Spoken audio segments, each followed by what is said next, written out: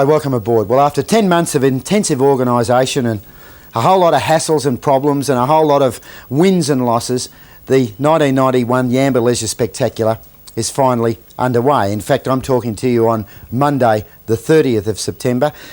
The weekend was a huge success and saw one of the most spectacular events ever seen in the northern rivers of New South Wales in the running of the first race of the 91-92 Formula One Powerboat Series at Yamba, in fact in Yamba Bay. Now, more about that a little later. The weekend went extremely well. The fishing competitions have already started to draw prizes. In fact, a couple of Yamaha outboard motors have been won, along with a whole lot of other prizes by the juniors. And the seniors have won things like Humminbird depth sounders and several other major prizes. Now, those prize lists will go on right through this coming week and finish off on Monday the 7th with the presentation not only of the grand prizes in the fishing competitions, but also the Lucky Gate prize, which involves a hydrofoil runabout with the Yamaha outboard on it, provided by Boater Armour on the Gold Coast, Hamilton Island holidays, flying east-west, Broadwater houseboat holidays from Luxury Afloat and Fantasies Afloat, and a huge range of other prizes. But the weekend was very interesting. Yamba was actually transformed. The overall spectacular site has two extremely large covered areas on it, actually called hockers, which are free-span, white-covered exhibition tents, along with a whole lot of ancillary equipment. Cater Away, which is based on the Gold Coast, is providing all the food arrangements and doing a superb job. And Saturday night saw the Queensland Regional Youth Orchestra, 70 pieces, with the musicians ranging in age from around about 11 to up around about 18, providing an absolutely superb musical concert. Now, I'm going to pause for a minute and let you hear some of the music.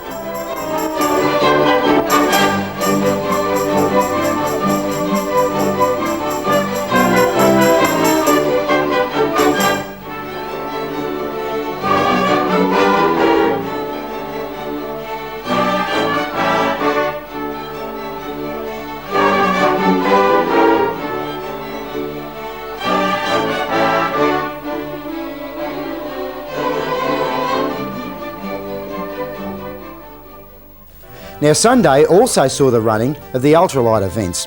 These were precision events. The overall ultralight and aviation activities at Yamba are being sponsored by Penrite Oils. The competition involves takeoff and climb to a predetermined altitude, the dropping of a flower bomb onto a target on the airstrip, and then a turnaround, a procedure turnaround, to come back over and to burst a balloon. Now, that's a lot easier said than done, because there are several vectors affecting the way in which the pilot is able to do that. The balloon is rising, the wind is blowing it, the pilot has to make sure that he hits it dead centre. Very difficult thing to do, as you can see from this shot, where the aircraft actually broke the streamer rather than breaking the balloon. Another procedure turn and then down for a spot landing, which means that the wheels have to touch in a predetermined spot. The overall event was won by Wayne King, flying a Lightwing ultralight. In fact, this particular one you're looking at here, from Lightwing Aviation at Ballina, who, as you well know, design and build these aircraft and also run a flying school. And Wayne, being an instructor, was well qualified to win the overall event. Now, just getting back to the fishing competition for the kids, called the Tim competition, that's run at Oyster Cove Resort, which is a brand new resort using relocatable homes, and also a residential complex which is located just to the west of the town of Yamba, in fact on Yamba Road on the way in, well ahead with its development and beautifully laid out and set up, and certainly offering an excellent alternative lifestyle to people who would like to live in a place such as Yamba. It has a semicircular lake with an island in the middle, and this was the venue for the Tim competition. Now, the kids not only caught fish, but they also caught golf balls, token golf balls with some wire around them, all of which went into the draw for the major prizes. We had plenty of kids fishing. In fact, on Sunday, there were around about 120 kids fishing around the lake there. And getting back to Formula One, the more I see of Formula One, the more I realise what a superb spectator sport it is. Now, it's not just a 45-minute race. Formula One has all of the colour and all of the action of any other international type of motor racing, including A day in which boats practice, in which engines are tuned. There's a tremendous amount of activity in the pits. Boats are hoisted in and out of the water using mobile cranes, and the drivers drive up and down in order to familiarise themselves with the course, find out how their boats are going, what the tuning is like, and also get some idea of how both they and the opposition are going from the point of view of getting pole position in the race. Now, we'll be back right after this break with the first race of the 91-92 Australian Formula One Powerboat Grand Prix. See you then.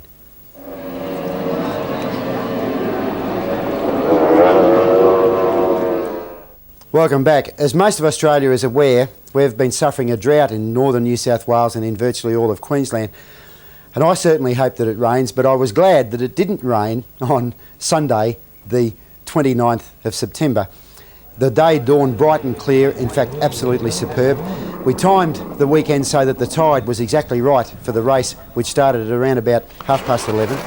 And all of the boats got underway in fine style. Now, there are around 17 competitors, but only 16 of them started because one of them dropped out at the start of the race, in fact after the warm-up lap, as a result of all things of a crook battery. So it just goes to show you how luck can run.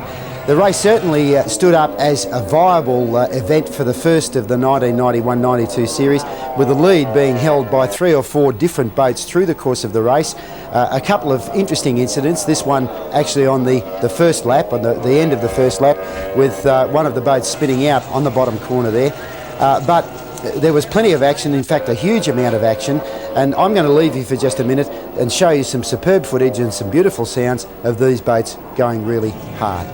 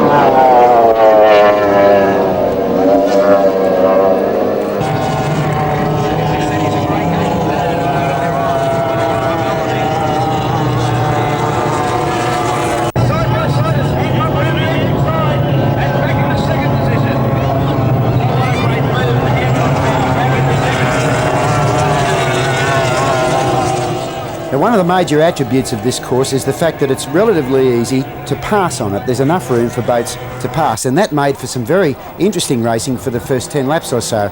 Those laps were led by Craig Bailey, who won the Australian Formula One Powerboat Championship 2 years running, missed out last year, and he was hotly pursued by Neil Hancock. Now, Neil was making ground on Motul in his shell boat, but suffered a broken propeller, and we'll talk to Neil about that in just a moment. Craig also dropped out after 10 extremely fast laps, and that's when the race settled down into one where the lead was swapped several times. Quite a few boats retired as a result of minor mechanical failure. There certainly weren't any major accidents right through the whole race, which was nice to see. And the final results were Peter Troy winning his first ever Formula One Grand Prix. Peter comes from Sydney. He comes from a family which has been boating and boat racing for many, many years. Cousins, uncles, grandfathers, fathers, everybody in the Troy family not only builds beautiful boats but races them. And Peter was extremely pleased to win. You see him here being dunked, and we'll talk to him in just a moment. Brett Wing, who is an ex-world barefoot water ski champion and will be seen during this coming weekend at Yamba in the SeaWorld water ski team came a creditable second in the Shell number 2 boat, which is carbureted rather than fuel injected. Graham Ogilvie came first. Graham has been well up in the placings through the last 3 or 4 seasons, and Nick Ames came 4th. Now let's have a quick talk to Peter Troy and see how he felt about winning the race. By the way, Peter is extremely damp during this interview, having just been dunked as a result of being the winner. Yeah, it was great. The motor ran really well. We had a bit of luck. Some of the other fellas fell out, and that's just the way it goes. So we had a pretty good run. Thanks, Peter. Now let's have another talk to Brett Wing, who came second, and see how Brett felt about the course. Well, the course is great. I really like the way the course is laid out. The water's fine, except we've got a little bit of a sea breeze starting to come up, and these boats, you've got to be very careful because the wind gets down the middle of the tunnel. You always got to have in the back of your mind with a headwind that it can blow over. So that's up to you to keep the boat on the water. Neil Hancock has been one of the most prominent drivers in Formula One since its inception in this country. In fact, he's just returned from a trip to America where he took his boat and raced in a couple of their major races, and he says certainly learnt an awful lot about racing. He dropped out after pulling Craig Bailey back over several laps and looking set to take the lead as the result of a broken propeller. Nearly had a bit of bad luck during the race.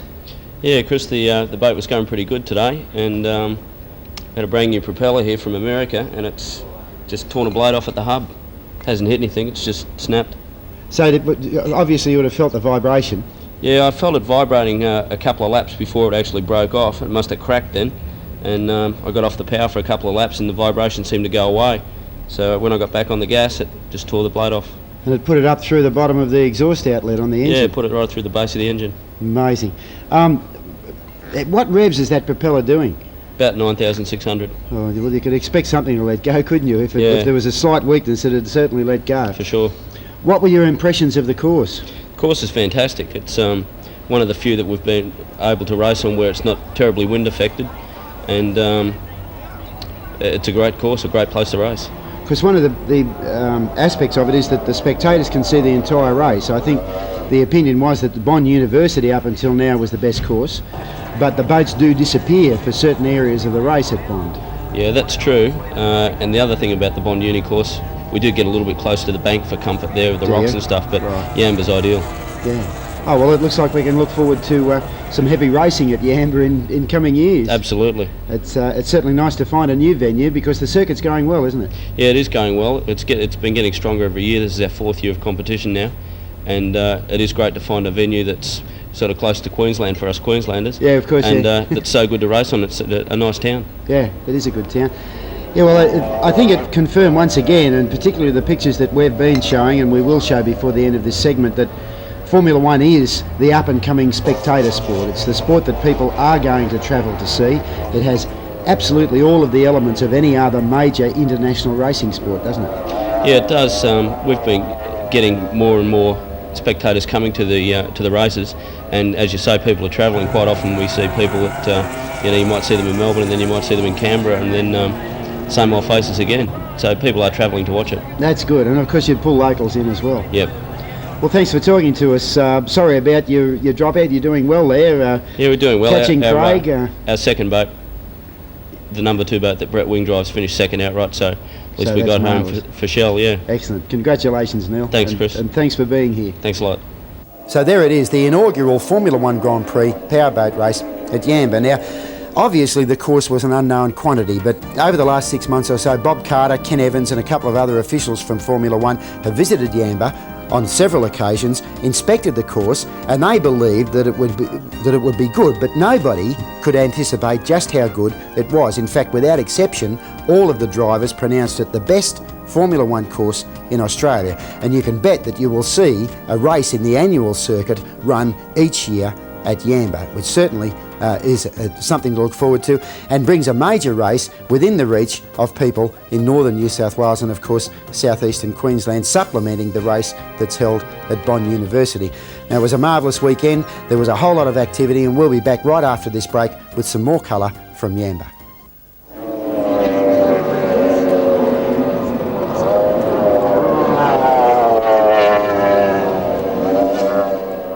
Welcome back. One of the supplementary activities to the Formula One Grand Prix at Yamba was model power boats. Now these boats are absolutely amazing.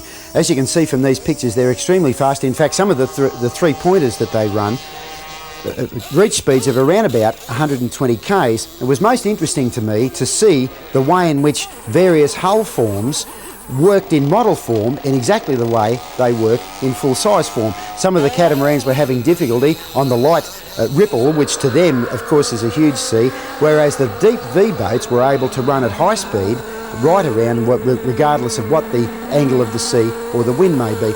Now these boats represent an investment of about $2,000 each. They have extremely high powered motors which rev up to 20,000 revs per minute.